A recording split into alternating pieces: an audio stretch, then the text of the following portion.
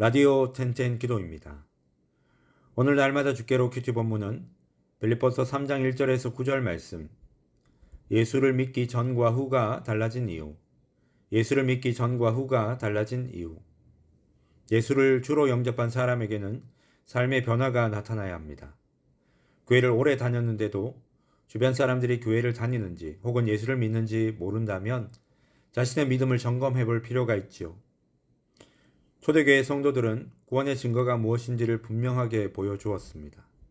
다른 말로 하면 구원의 분명한 증거가 삶에 나타났다는 것이죠.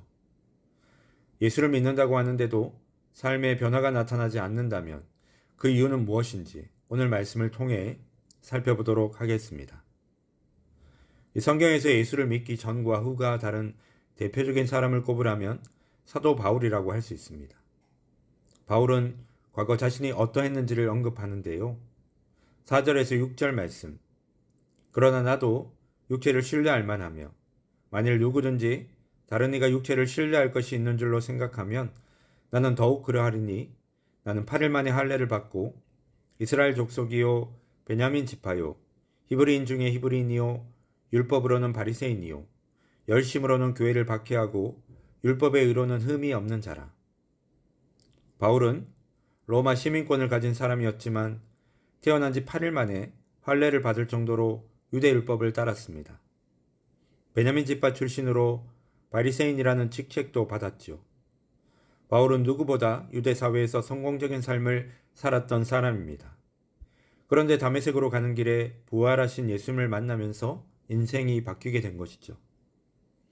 예수님을 만나자 자신이 소중하게 여겼던 모든 것들이 배설물처럼 느껴졌습니다. 자기 열심으로 구원을 얻기 위해 애를 썼던 시간이 헛되게 느껴졌던 것이죠. 예수님을 만나면서 모든 것들의 의미가 새롭게 해석되었습니다. 인간적으로는 자랑할 것이 많은 인생이었을지 모르지만 그 자랑거리가 구원에는 아무런 유익도 주지 못한다는 것을 깨닫게 되면서 자기 육체를 신뢰하거나 자랑하지 않았던 것이죠. 오히려 그리스도를 위해 육체의 자랑을 해로 여기고 배설물처럼 생각했습니다. 성도가 인간적인 것들을 신뢰하게 되면 주님에 대한 믿음이 사라지게 됩니다. 믿음의 대상이 그리스도가 아니라 자기 자신으로 바뀌게 되는 것이죠. 믿음의 대상이 바뀐다는 것은 우상을 숭배하는 것과 같고 구원의 길에서 벗어나는 것이 됩니다. 우리가 인간적인 것들을 신뢰하면 마음이 부패해지게 됩니다. 그러다 결국 구원의 은혜로부터 멀어지게 되는 것이죠. 인간적인 것들을 신뢰하는 것은 믿지 않는 사람들의 삶의 방식이라고 할 수 있습니다. 그러므로 성도가 그리스도보다 자신을 신뢰하게 되면 믿지 않는 자들과 다름없는 사람이 되고 마는 것이죠. 바울은 그리스도 예수를 아는 지식이 가장 고상한 것이라고 했습니다. 이 세상에 아무리 많은 지식이 있어도 예수 그리스도를 아는 지식이 가장 탁월하고 복되다고 했습니다. 고린도전서 2장 12절을 보면 우리가 세상의 영을 받지 아니하고 오직 하나님으로부터 온 영을 받았으니 이는 우리로 하여금 하나님께서 우리에게 은혜로 주신 것들을 알게 하려 하심이라 라고 말씀합니다. 그리스도를 아는 지식은 성령의 도우심으로 가능하지요. 결국 이 지식은 구원의 길을 아는 지식이요 영생을 얻는 지식이라고 할 수 있습니다. 예수님은 마태복음 16장 26절에서 사람이 만일 온 천하를 얻고도 제 목숨을 잃으면 무엇이 유익하리요? 사람이 무엇을 주고 제 목숨과 바꾸겠느냐라고 말씀하셨습니다. 모든 것을 얻고도 그리스도를 모른다면 그것은 영원한 생명을 잃어버리는 일이라고 할 수 있지요. 그래서 바울이 그리스도를 얻음으로 모든 것을 잃어버린다 하더라도 기뻐했던 것입니다.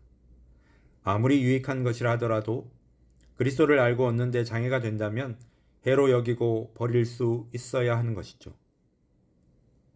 바울은 자신의 의가 율법을 지킴으로 얻어진 것이 아니라 예수 그리스도를 믿는 믿음으로 얻어진 것이라고 했습니다. 율법의 행위로는 하나님 앞에 의롭다함을 얻을 육체가 없다고 했습니다. 그리스도를 만나기 전에 바울은 율법을 다 지켜낼 수 있다고 믿었지요. 그래서 자신을 히브리인 중에 히브리인이요 바리새인 중에 바리새인이었다고 고백했던 것입니다. 그런데 율법을 지키면 지킬수록 더 난폭한 사람이 되었습니다. 사람들을 정죄했던 것이죠.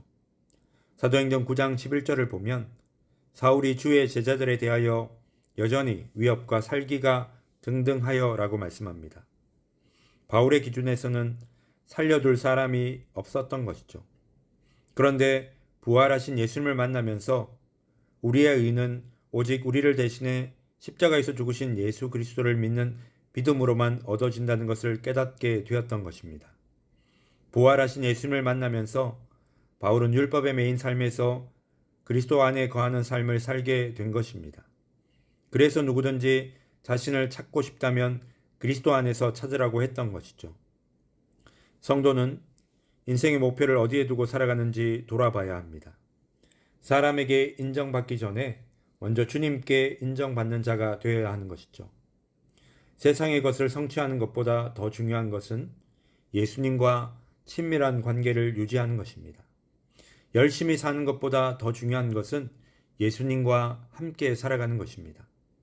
예수님과 함께 살아갈 때 열매 맺는 삶을 살 수 있는 것이죠. 바라기는 그리스도 안에 거하며 주님께 소망을 두고 살아가는 우리 성도님들 되시기를 주님의 이름으로 축원합니다. 이제 첫 번째 기도 시간입니다. 받은 말씀과 개인 기도 제목을 가지고 함께 기도하는 시간입니다. 이 시간 다 함께 마음을 모아 주님 앞으로 나아가겠습니다.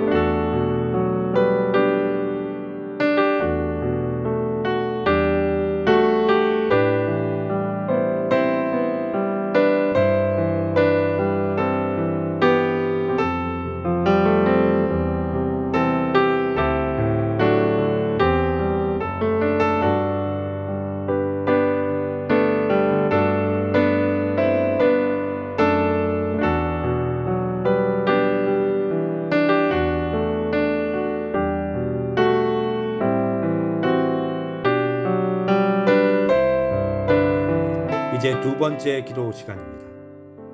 믿음의 대상이 누구인지 분명히 알아야 합니다. 믿음의 대상이 잘못되면 구원의 길에서 벗어나게 되죠. 눈에 보이고 손에 잡히는 것을 의지하게 되면 마음이 부패해져서 믿지 않는 자들과 다름없는 사람이 되고 맙니다. 인간적인 것, 세상의 것을 의지하지 않고 그리스도를 온전히 의지하는 자로 살아갈 수 있도록 인도하여 주시옵소서. 이 시간 다 함께 마음을 모아 기도드리겠습니다.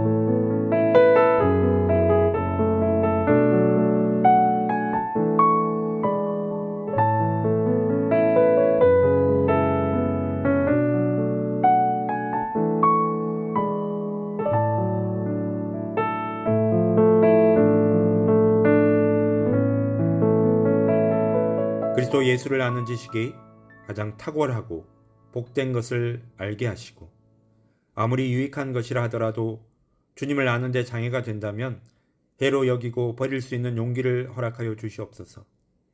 주님을 알고 주님과 동행하며 주님의 인도하심을 받는 삶을 살아갈 수 있도록 인도하여 주시옵소서. 감사드리며 이 모든 말씀 예수님의 이름으로 기도드립니다. 이제는 각자 개인적으로 기도하시면 되겠습니다. 평안한 밤 되십시오.